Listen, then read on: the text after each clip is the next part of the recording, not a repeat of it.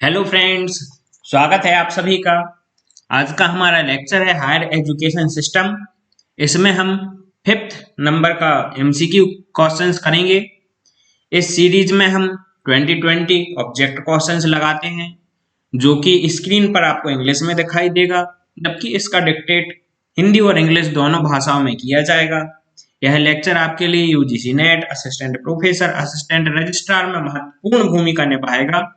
इसके साथ ही अगर आप यूपीएससी, स्टेट पीएससी का प्रीलिम्स देते हैं और कोई भी वनडे कॉम्पिटिटिव एग्जाम्स देते हैं, तब उसमें शिक्षा से संबंधित एक प्रश्न आने की संभावना बनती है। तो यह आपके लिए किसी भी एग्जाम हो तो यह लेक्चर आपके लिए महत्वपूर्ण होने वाला है। बने रहिए हमारे साथ। चलिए हम आज के 20 क्वेश्चन सॉल्व करते हैं। पहले क्वेश्चन में हमें एक लिस्ट दी हुई है, लिस्ट 1 और लिस्ट 2 दोनों को हमें मैच करना है। लिस्ट ए में ऑप्शन है national council of rural institutes, Indian council of historical research, Indian council of philosophical research, Indian institute of advanced study. List 2 में हमें दिया गया है न्यू दिल्ली, हैदराबाद, शिमला, बेंगलुरु। हमें ये बताना है कि कौन से संस्थान किस जगह पर स्थित हैं। 3 विकल्प दिए गए हैं।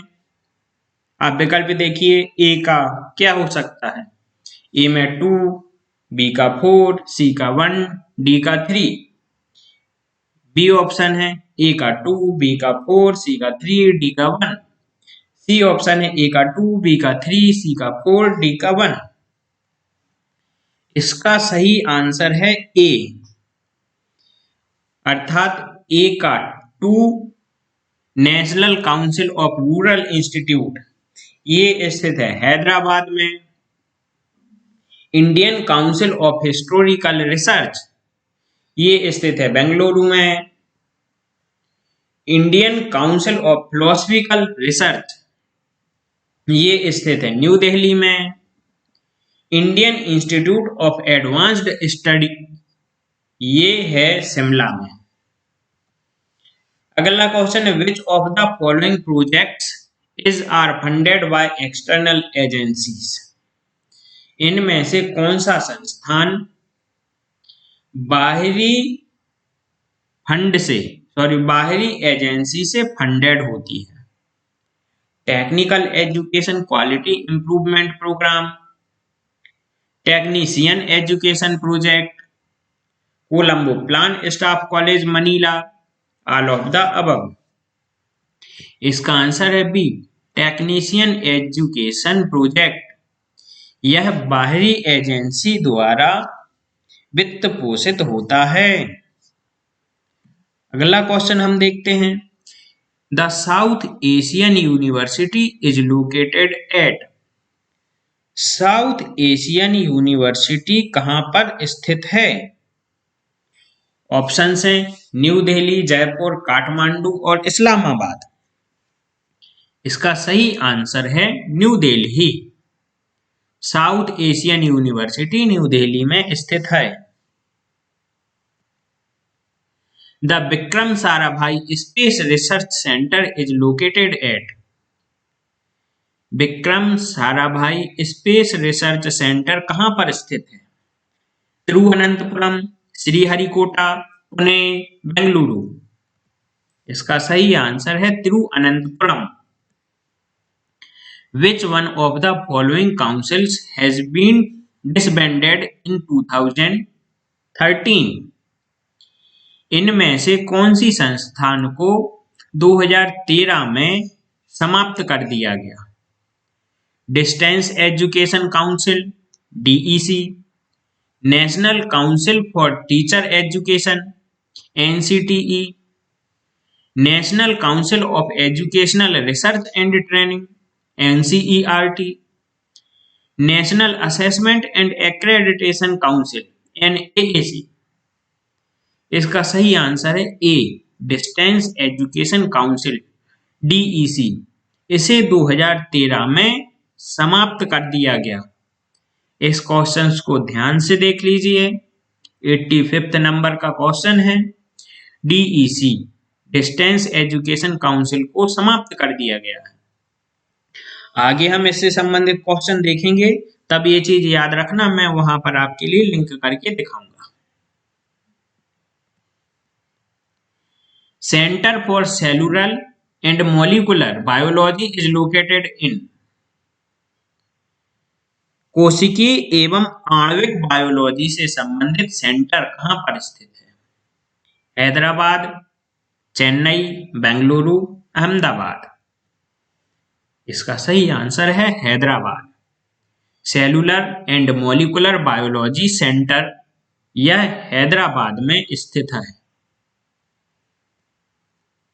Which of the following days is celebrated as National Education Day?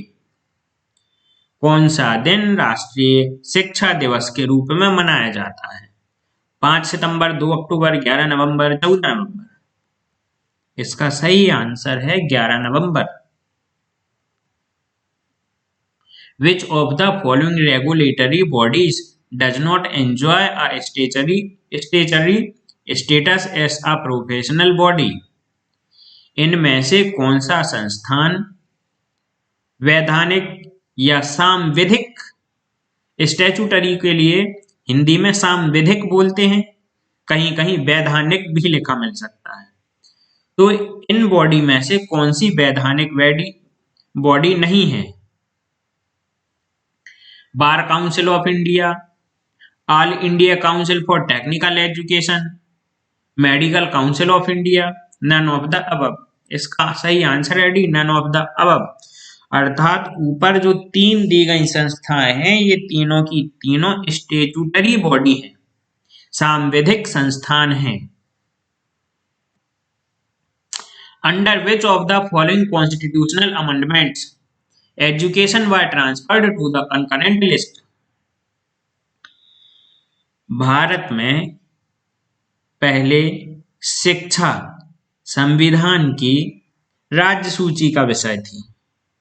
उसके बाद एक संविधान संशोधन के द्वारा शिक्षा को समवर्ती सूची में डाल दिया गया, मतलब राज्य सूची से हस्तांतरित करके समवर्ती सूची में डाल दिया गया। तो हमें वह संविधान संशोधन बताना है जिसमें इसे कंकरेंट लिस्ट अर्थात समवर्ती सूची में डाला गया। 42वां संविधान संशोधन, 73वां संविधान संशोधन, 74वां संविधान संशोधन, नन ऑफ द अबव। तो इसका सही आंसर है ए, 42वें संविधान संशोधन में शिक्षा को समवर्ती सूची में डाला गया। UGC gets its funding from. UGC अपनी फंडिंग कहां से प्राप्त करती है, अपना वित्तीयन कहां से प्राप्त करती है? Central government only, state governments, both central and state governments, none of the above.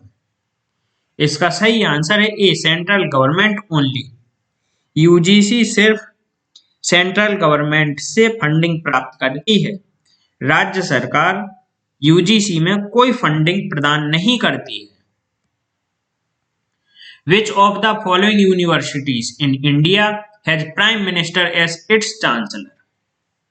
नीचे कुछ यूनिवर्सिटीज के नाम दिए गए हैं, इनमें से किस में प्राइम मिनिस्टर अर्थात प्रधानमंत्री एक चांसलर की भूमिका निभाते हैं? ऑप्शन है Indira Gandhi national open university, Vishwa Bharati university, Indian maritime university, Indian defence university. इसका सही आंसर है बी, विश्व भारती यूनिवर्सिटी। ये एक फैक्ट आप याद रख लीजिए कि भारत में जितनी भी सेंट्रल यूनिवर्सिटी हैं, हर एक सेंट्रल यूनिवर्सिटी का चांसलर प्रेसिडेंट अर्थात राष्ट्रपति होता है। भारत में एकमात्र यूनिवर्सिटी विश्व भारती यूनिवर्सिटी ऐसी यूनिवर्सिटी है जिसका चांसलर राष्ट्रपति नहीं होता है, बल्कि प्रधानमंत्री अर्थात प्राइम मिनिस्टर इसका चांसलर होता है। तो ये इस परिप्रेक्ष्य में बहुत ही महत्वपूर्ण प्रश्न हो जाता है। अगला क्वेश्चन देखते हैं। Faculty improvement programme of UGC aims to.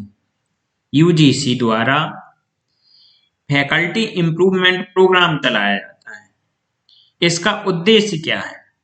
Appointment of additional faculty, अतिरिक्त फैकल्टी की अपॉइंटमेंट, नियुक्ति। Make faculty research oriented, faculty को रिसर्च ओरिएंटेड बनाना, रिसर्च उन्मुखी बनाना। Improving physical infrastructure, physical infrastructure, भौतिक इंफ्रास्ट्रक्चर को मजबूत बनाना। None of the above. तो इसका सही आंसर है B, make faculty research oriented.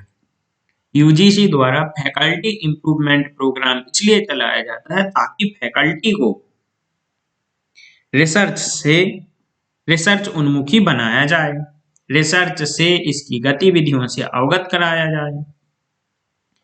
Mahatma Gandhi अंतरराष्ट्रीय हिंदी विश्वविद्यालय is located at new Delhi, Jodhpur, Porbandar, Wardha. तो आंसर है वर्धा। महात्मा गांधी अंतरराष्ट्रीय हिंदी विश्वविद्यालय वर्धा में स्थापित है।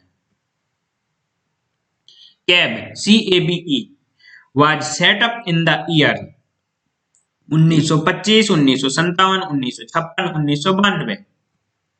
सही आंसर है ए, 1925।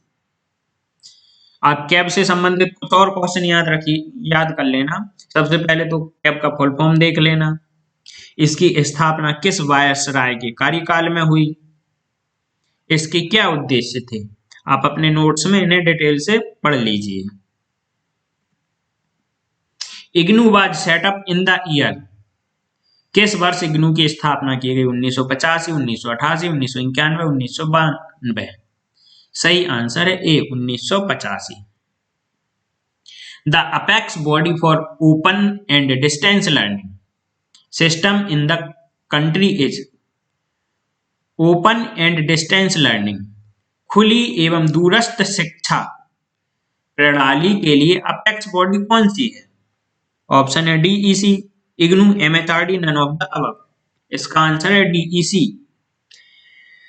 अभी 85 नंबर का क्वेश्चन मैंने कहा था याद कर लेना। वो क्वेश्चन था कि DEC को 2013 में समाप्त कर दिया गया। तो 2013 तक ओपन एंड डिस्टेंस लर्निंग के लिए जो अपेक्स बॉडी थी वो थी DEC, लेकिन 2012 से ये समाप्त कर दिया गया। तो ये पुराना क्वेश्चन है, यहाँ डला है, तो उसके हिसाब से आंसर DEC होगा। लेकिन 2013 में से समाप्त कर देने के बाद इसके प्राधिकार कहीं हस्तांतरित किए गए। तो आपके लिए सर्च करना है कि अब वर्तमान में इसके लिए अपेक्स बॉडी कोई है भी या नहीं है, और अगर है तो कौन सी बॉडी है, और अगर नहीं है तो इसके अधिकार किसी मंत्रालय को ट्रांसफर किए गए होंगे। तो ये पता करना है कि किस मंत्रालय को गए होंगे। हालांकि MHRD मंत्रालय होती है, और अगला क्वेश्चन आएगा तो उसके लिए मैं आपके लिए हिंट मिल जाएगी। तो अगला क्वेश्चन देखते हैं। The ex officio chairperson of distance education council is, उस समय जो डिस्टेंस एजुकेशन काउंसिल DEC होती थी उसका पदेन अध्यक्ष कौन होता था? Vice chancellor of IGNOU, MHRD minister, either A और B, none of the above. इसका सही आंसर ए है। जब तक DEC अस्तित्व में थी तब इसका पदेन अध्यक्ष होता था इग्नू का वाइस चांसलर। तो मैंने पहले पूछा था इसके अधिकार खत्म होने के बाद इसके अधिकार किसके पास गए होंगे, तो इसके सारे अधिकार स्वाभाविक सी बात है इग्नू को ही हस्तांतरित किए गए होंगे, क्योंकि इग्नू का वाइस चांसलर इसका चेयरपर्सन होता था। The ministry of human resource development was created in the year, मानव संसाधन विकास मंत्रालय किस वर्ष स्थापित किया गया? 1972, 1980, 1985, 1991। सही आंसर है 1985। Government has set a target to increase the gross enrollment ratio in higher education to 30% by the year.